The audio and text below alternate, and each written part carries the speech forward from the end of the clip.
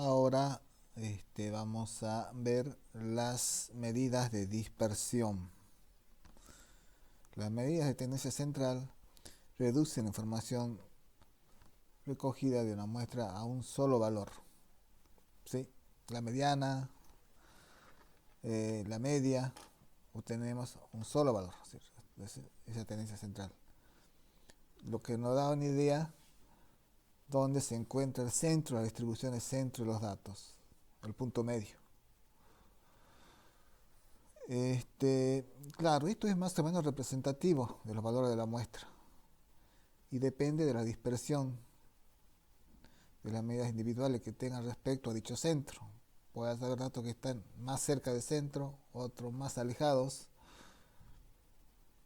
Es decir, que estas medidas no indican esta medida, cuando hago referencia a medida de tendencia central, no indican cuán disperso es el conjunto de datos.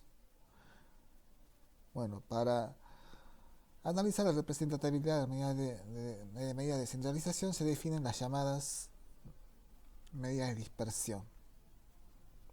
Estas medidas indican la variabilidad de los datos en torno a un valor promedio, es decir, si se encuentran mucho o poco esparcidos en torno a un centro. Las medidas de dispersión entonces toman como referencia un valor central y de ahí se hace un análisis cuán dispersos están los datos respecto a la medida central. Se pueden definir diversas medidas de desviación o dispersión.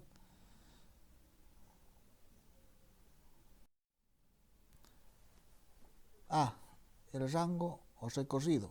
Una evaluación rápida de la dispersión de datos se puede realizar calculando el rango, que es la diferencia entre el máximo y el mínimo valor, que toma una variable estadística. Entonces definimos de las n observaciones, es la diferencia entre máximo y valor, máximo y mínimo valor.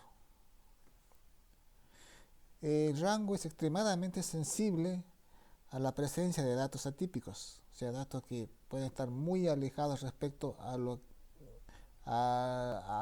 un conjunto de datos determinado.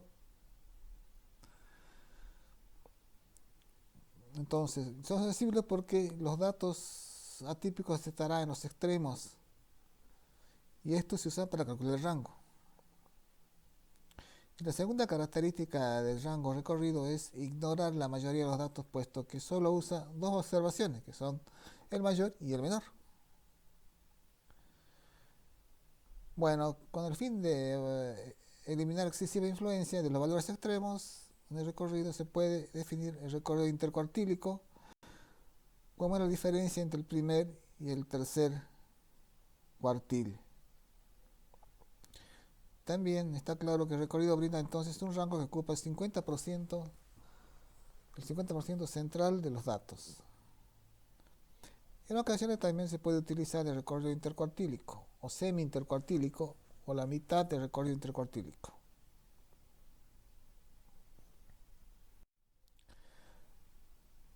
Otra medida de desviación o de dispersión es la desviación media. Una de las más usadas es la desviación media, también llamada desviación media respecto a la media aritmética, y se define como la media aritmética de las diferencias absolutas entre valores de la variable y la media aritmética de la muestra. La diferencia absoluta entre los valores de la variable y la media aritmética de la muestra. Suponiendo que en una muestra de tamaño n, los k distintos valores x sub i de la variable tengan frecuencias absolutas n sub i. Y la expresión es lo que mostramos acá en las diapositivas. Se le suele expresar como d sub x es igual a sumatoria de igual a 1 hasta k de la suma de los valores absolutos de x sub i menos x media por el producto de las frecuencias absolutas dividido la cantidad de la muestra. Si la variable no toma valores repetidos y está agrupada en intervalos, la expresión anterior se reduce a una expresión similar, solo que no va multiplicado por la frecuencia absoluta. También se puede definir la desviación media utilizando la mediana, con la fórmula que se muestra en la diapositiva.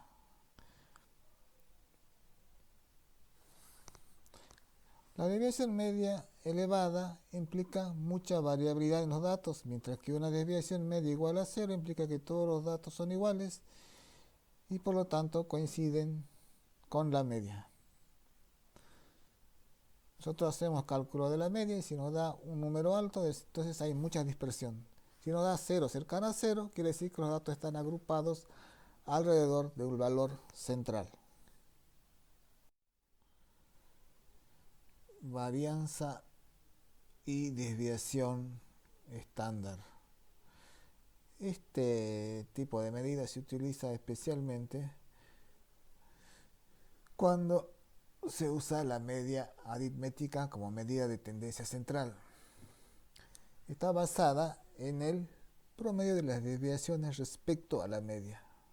En este caso se usan los cuadrados de las desviaciones.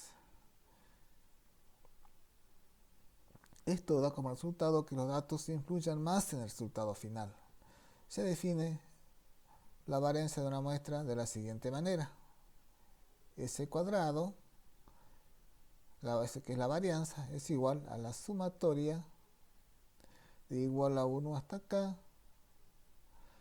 de la diferencia entre x sub i menos la media elevado al cuadrado por la frecuencia absoluta dividido el tamaño de la muestra menos 1.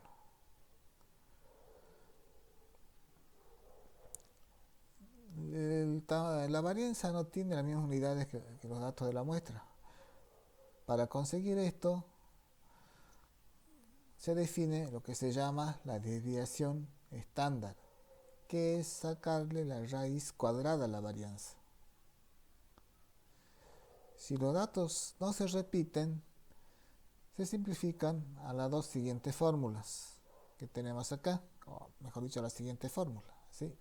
Si ese cuadrado, acá tenemos la varianza y la desviación estándar, que es la raíz cuadrada de ese cuadrado.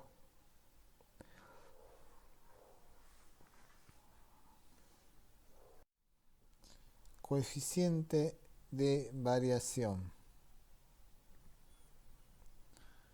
Las medidas de dispersión vistas presentan el inconveniente ya que vienen expresadas en unidades que se han medido de la variable. Es decir, son medidas absolutas. Para solucionar esto se definen medidas de dispersión relativas, independientemente de las unidades usadas.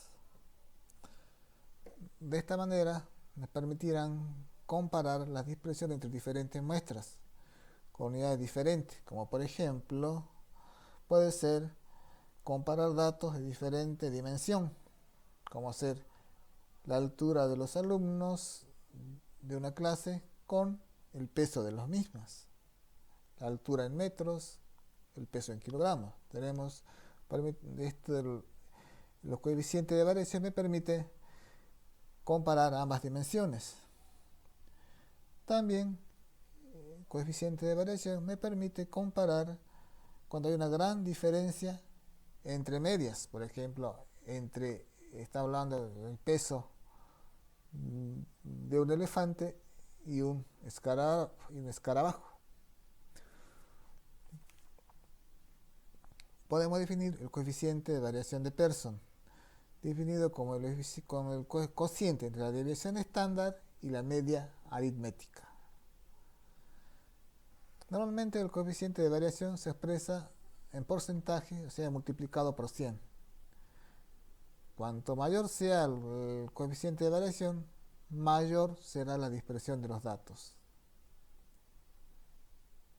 También se pueden definir otras medidas de dispersión relativas como el coeficiente de variación de la media, como se muestra en las fórmulas que están en las diapositivas. Asimetría y kurtosis. La descripción estadística de una muestra, además de determinar las medidas de tendencia central y de dispersión, también es importante determinar el grado de simetría de los datos respecto a su medida central y cómo están concentrados estos alrededor de dicho valor.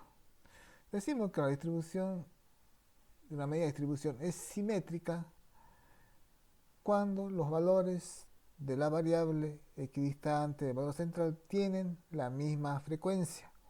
Como se muestra acá en la gráfica, tenemos un valor central y tenemos datos distribuidos a la misma frecuencia tanto a la izquierda como a la derecha. En el caso de una distribución perfectamente simétrica, los valores de la media aritmética, la mediana y la moda coinciden, como se muestra en este gráfico. En el caso de no tener simetría, entonces puede ser una asimetría a la derecha o positiva o a la izquierda o negativa, dependiendo de cómo sea la cola en el histograma. Unas medidas altos valores o bajos valores de la variable respectivamente. También se puede decir que la distribución está sesgada a la derecha o sesgo positivo o a la izquierda o sesgo negativo. En el caso de la distribución asimétrica, tanto la media, la mediana y la moda no coinciden. Si la media es mayor que la mediana y esta a su vez es mayor que la moda, decimos que es una simetría positiva, como se muestra en este gráfico. Y si la media es menor que la mediana y menor que la moda,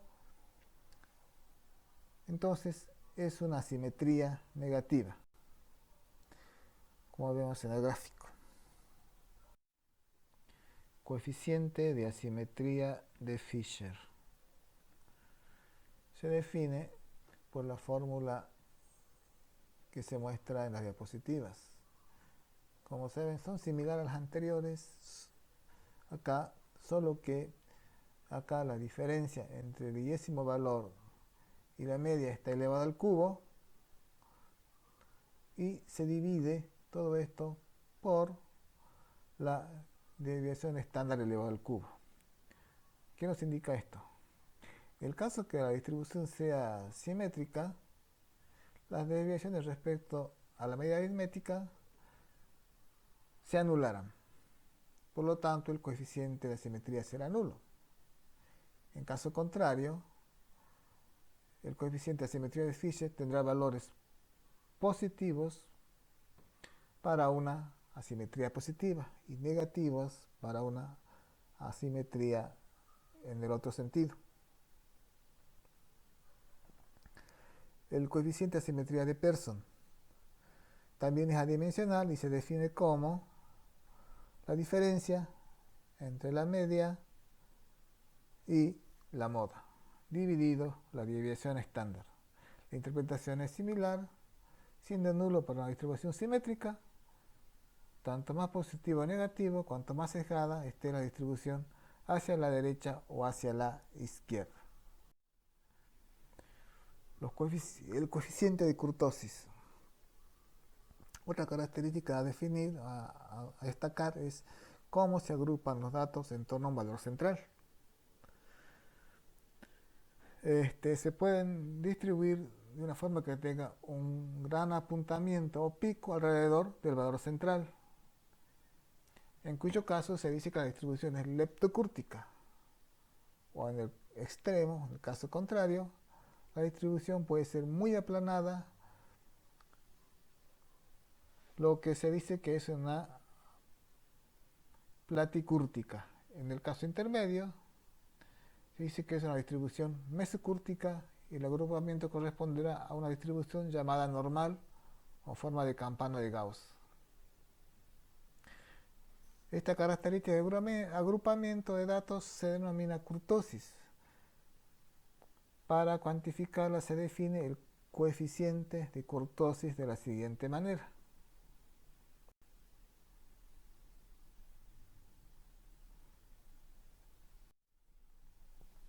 Acá tenemos una gráfica en que nos muestra los diferentes, cómo están agrupados los datos respecto al valor central. Este coeficiente sin dimensión alcanza valores mayores cuanto más puntiaguda es la distribución, teniendo el valor de 3 para una distribución mesocúrtica o normal, mayor que 3 para una leptocúrtica y menor que 3 para una platicúrtica.